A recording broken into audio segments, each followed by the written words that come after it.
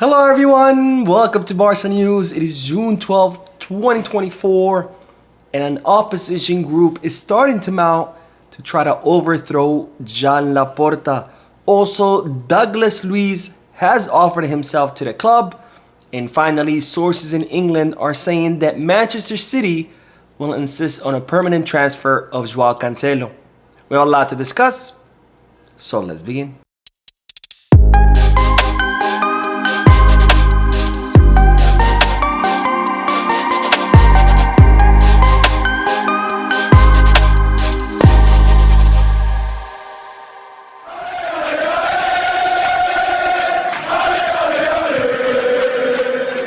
Hello everyone, welcome to the channel. My name is Mo, and before we begin with the news, just a quick reminder to make sure to hit that like button, subscribe to the channel, and drop a comment. All of this helps this channel continue to grow. Also, if you are looking for any Barcelona jerseys or merchandise, make sure you hit the kickback. And if you are looking to place any sports bets, make sure you hit the Bet Us. Both links for kickback and Bet Us are down below in the description, and if you click on them, you do get access to some special offers and deals completely free. And in doing that, you would also be helping the channel. So make sure to check both links out. Anyways, let's start with the news. I did do the podcast, by the way, earlier today. I know I didn't do it on Monday. I did it earlier today. Make sure to check it out. Lots of great news in there. And of course, podcast, always my favorite thing to do because I get to interact with you lovely people. But anyways, enough with this super long introduction. Let's dive right into the news because we do have to talk about Joan Laporta, who today addressed the Senate, the Barcelona Senate, which he does this annually. And during this address, he discussed a myriad of topics, including what happened with Xavi Hernandez and also the current financial situation of the club. Now, in regards to Xavi Hernandez, Joan Laporta said, "I would like to say thanks to Xavi. He took the team at a very difficult time, won a historic league and a Super Cup, and has left behind a series of young players who will win many trophies in the future.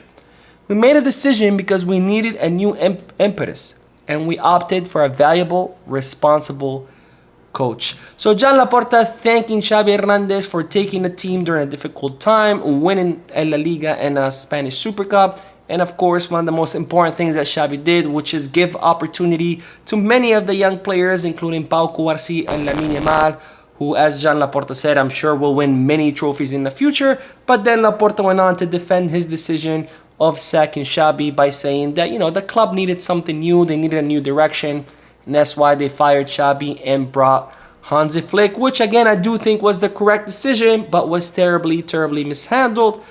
But anyways, let bygones be bygones. Now, Joan Laporta also spoke about the financial state of the club, and this is what the Barcelona president had to say. This financial year will close with positive operating results for the first time since 2017. Economically, we are recovering the club in the shortest possible time, without putting the future of the club at risk and without putting the ownership model at risk.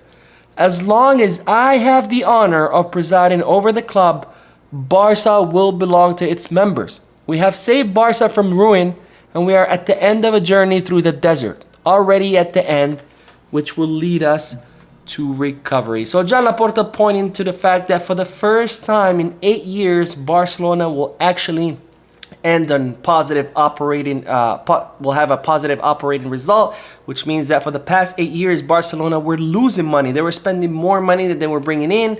For the first time, it will be the opposite, where Barcelona will make more money than what they actually spend.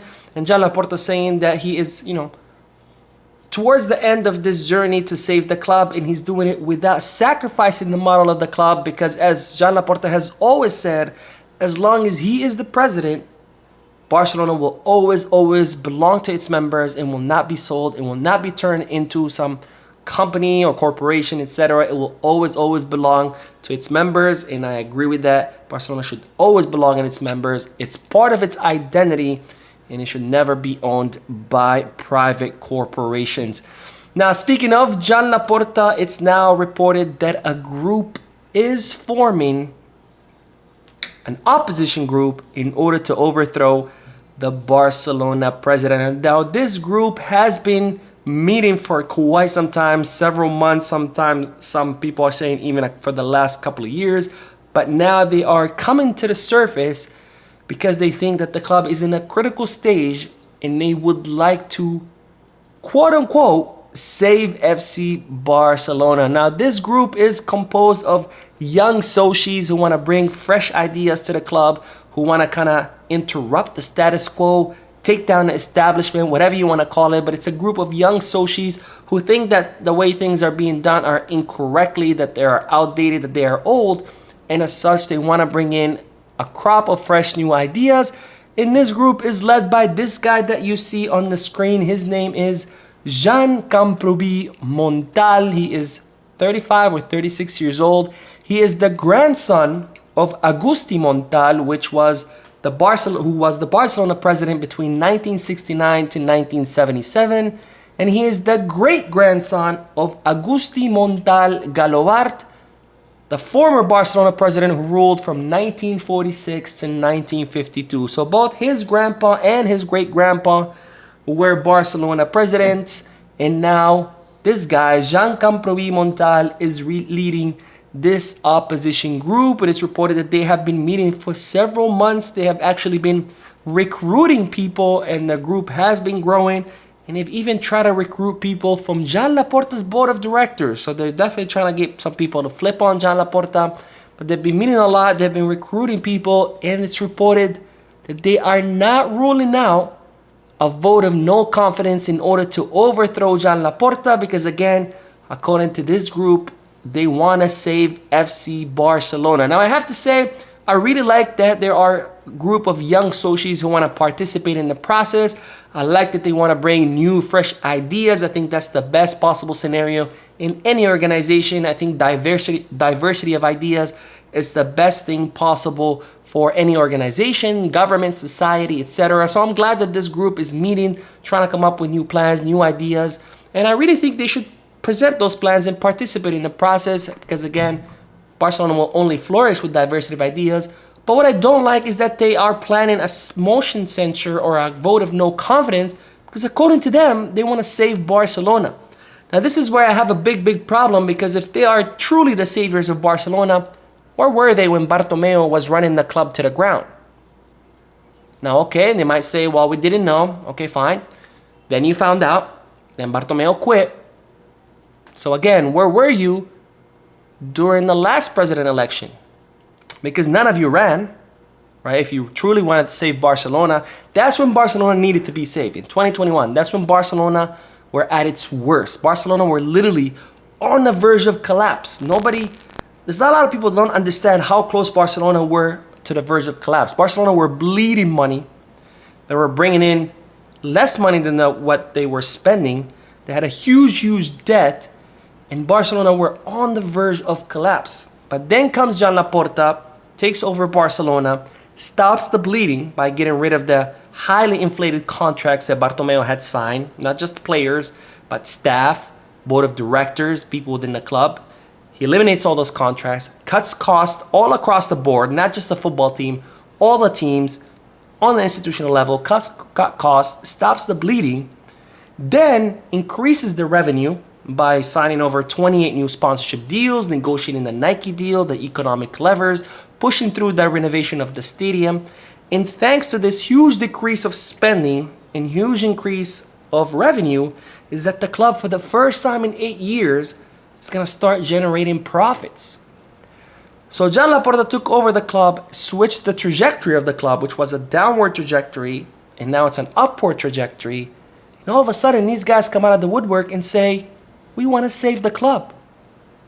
Well, again, where were you, Mr. Joan Montal, when Bartomeu was running the club to the ground? Where were you during the last elections? Now all of a sudden you want to show up and you claim that you want to be the savior of Barcelona? That's like me being at the ocean and seeing a guy drowning. And there comes the lifeguard, jumps in the water, swims against the current, swims against the huge waves, gets the guy, the drowning victim, swims all the way back, does CPR on him. Victim wakes up, is coughing, thank you for saving me. And then here I come running. I'm here to save you, sir. I don't think so, buddy. But anyways, I'm curious to hear what you guys think, so let me know down below in the comment section. Let's move on to the next bit of news, which is in regards to Douglas Diaz, not Luis Diaz. We talked about Luis Diaz yesterday.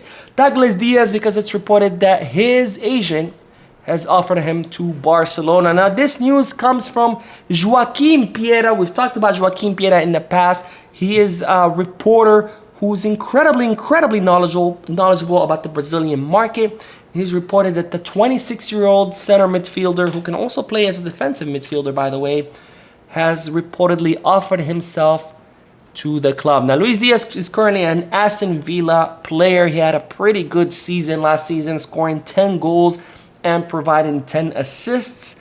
And Deco is a big fan of Douglas Luiz. He would love to have Douglas Luiz on his team. And it's reported now that his agent has offered the player to the club.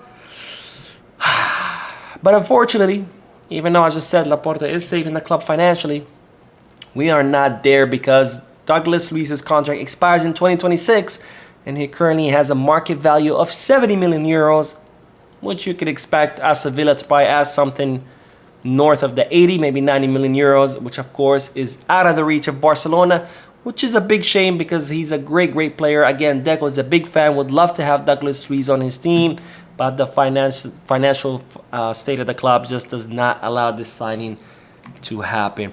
Now, the last bit of news will be about Joao Cancelo, because sources in England are assuring that Manchester City will insist on a permanent transfer. Now, Joao Cancelo's contract will expire in a few days on June 30th, and he will head back to Manchester City. Of course, Barcelona would like to keep Joao Cancelo on another year loan. They cannot afford to sign him on a permanent basis. The player himself has said that he would like to stay in Barcelona, but now news outlets in England are reporting that Manchester City want to offload Joao Cancelo, but they only want to transfer him on a permanent basis. They're not considering a loan. And unlike Joao Felix, Joao Cancelo actually has many offers, which of course does make things difficult for Barcelona, because unlike Joao Felix, where Atletico Madrid want to sell him, but they don't have anyone to sell him to, they would be forced to loan him back to us. Joao Cancelo, Manchester City actually have options. And who knows, if he does well in the Euros, those options might be offering a lot of money. And then that would complicate things for Barcelona. We'll see what's going to happen, but it's starting to look like Joao Felix is more likely to stay and Joao Cancelo not. Just kind of not a fan of that. Again, I wouldn't like any of the two Joaos to stay, but if I had to pick one over the other, I would prefer Cancelo to stay over Felix, not the other way around. But anyways, I'm curious to hear what you guys think, so let me know down below. That is all for tonight. I did the podcast earlier today. Make sure to check it out. Don't forget to hit the like button, subscribe to the channel, and drop a comment. And as always, Visca Barça.